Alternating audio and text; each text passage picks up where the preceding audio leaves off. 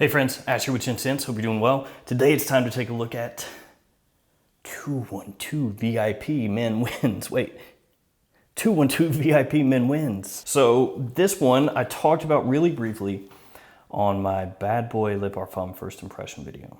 And I said it was horrible. I said it was terrible, that it was complete trash, to stay away. I've given it some more wears since that first time. Now it's time for a review. I'm gonna let you guys know whether or not I still think this is horrible, or maybe it's growing on me and it's not so bad. So let's go ahead and jump into this and check this one out.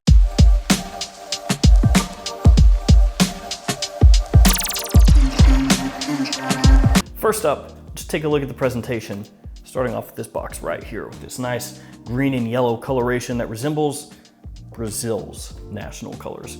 This fragrance, though, is not inspired by Brazil. It's inspired by American football.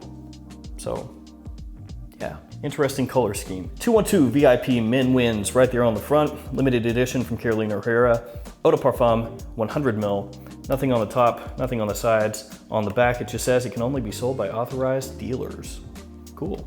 And then on the bottom, you've got your ingredients and your batch code. Batch code here, 03181.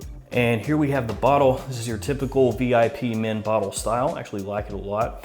It's got a magnetic cap, as you can see right there, and it says limited edition around the collar of the atomizer. Look at that, nice little touch. The atomizer is yellow. Your badge code is on the bottom of the bottle, etched into the glass. And while it looks like you couldn't see through this, if you shine a light on the other end, you can see through it, see how much is in there. And like always, I'll go ahead and waste a couple sprays for you guys, so let's get rid of that cap and give it a blast.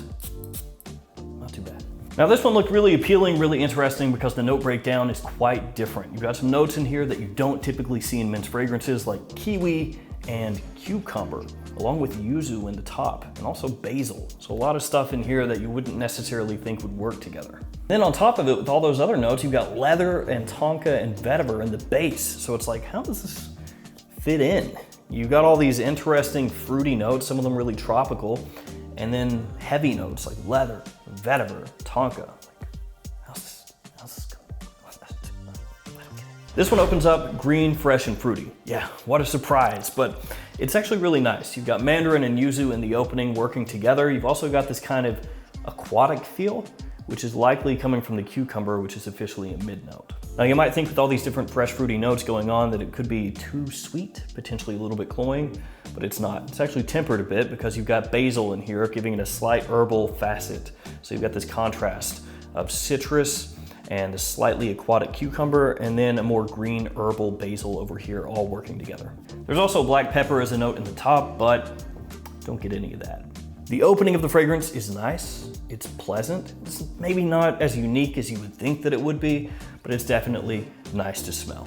Then the citrus fades away, and that happens pretty early on, and the fragrance starts to smell different. It starts to smell a bit like a woman's hair mist, like a kiwi cucumber scented hair mist, or possibly even a shampoo, something like that. Now it doesn't smell like a shampoo in the sense of like soapiness or anything along those lines. So I would say maybe a hair mist is a better way to describe it, but my wife actually smelled it and agreed. She is the one that brought up the fragrance smelling like a kiwi cucumber shampoo for women. I thought more like a hair mist. In the mid, it is still fresh and clean. It starts to go much more unisex though. Absolutely 100% a woman could pull this off in the mid. There's also a lavender note in the mid, but it's kind of like the black pepper in the top. You don't really get too much of it, just a nuance. And when it is in the mid, when it's in that kiwi cucumber hair mist kind of mode, definitely unisex. And that is the part of the fragrance that I hated the first time I smelled this one. Hated it, did not like it at all. It just didn't work for me. That kiwi cucumber mix sounds really interesting, but the way that it comes across, really synthetic, not appealing to me at all.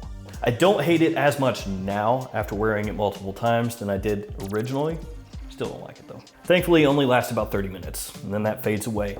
And actually, then you do get this vetiver and leather combination that comes up. So it kind of just comes up and takes the place of all those other notes, and they just kind of go by the wayside. It is ever so slightly dusty, the vetiver and the leather, and you occasionally get this remembrance of sweetness from the mid. So you'll get this occasional little pop of what smells like kiwi It'll just kind of poke through the leather and the vetiver and you'll catch a whiff and then it's gone again. So the fragrance starts going into this like slightly deeper leather vetiver mix with a light tonka. And then once you hit the far dry down, the vetiver takes over and becomes the most prominent note. It's a slightly dry, grassy vetiver. You get this occasional puff of smokiness, and that's what you're gonna have for the rest of the fragrance's life. And that's a big change from the mid, big change.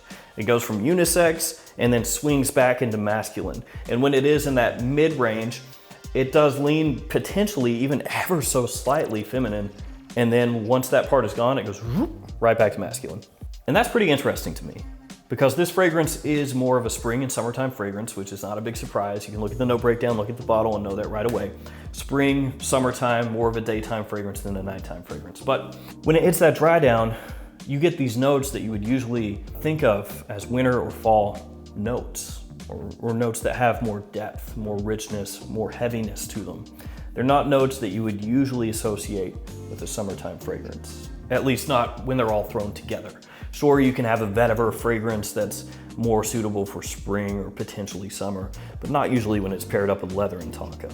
In terms of longevity, this one, 7+ hours, actually pretty good, and projection, average, not a huge projector. So overall, what do I think about it? My opinion changed that much? First time I hated it, period. Hated it. Did not like it at all. Now, it's okay. I don't care for it all that much. I don't think it's a great fragrance. I don't think it's gonna be in the top 10 of the year at all. If it is, then every fragrance from this point on the rest of this year is horrible if this makes the top 10. And I don't think that's gonna happen. I hope. Now I'm a big vetiver fan. Big vetiver fan. So the dry down here I actually like a pretty good amount, but that mid, do not like. And the opening is all right. It's pleasant, like I said, but it's nothing to get excited about. It's nothing where you smell it and you're like, whoa, can't wait to smell that again. That is unique. It's just kind of like, oh, okay, it's green and fresh with a little citrus. Okay. So yes, it's gotten better the more I've worn it, and it is still one of my least favorite fragrances that I've smelled from this year.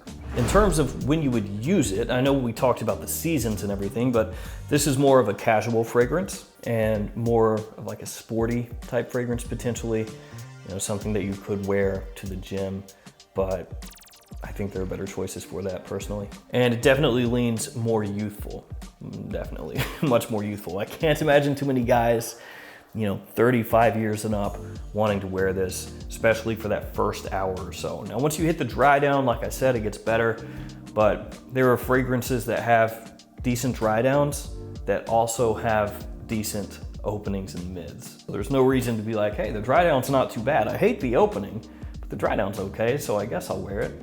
No, there's other stuff out there that's better all the way around. And another thing with this, I don't think this is ever gonna hit a price that I would be comfortable telling you it's worth taking a flyer on, because that would be around $25 from a discounter. Realistically, like 25 bucks. I think that's the price you should maybe target with this, and it's never gonna reach 25 bucks. This is probably going to be in that $50 to $60 range when it hits discounters, if I had to guess.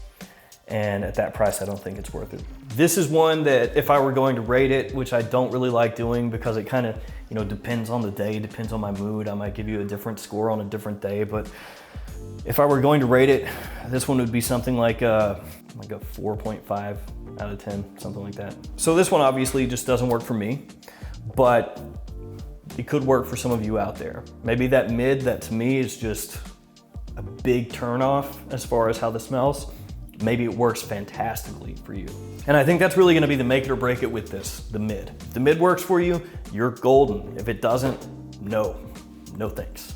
All right guys, it's gonna do it for me. 212 VIP Men Wins Limited Edition, thankfully. If you smelled that, let me know what you think about it in the comments below. I don't think it's available widely in the US yet, so it's probably gonna be a little bit before it pops up on websites and discounters, but should be there before too long. All right, it's gonna do it for me. Thanks for hanging out with me today. Thanks for all your support. Stay safe out there. See you tomorrow with another fragrance video. See you guys.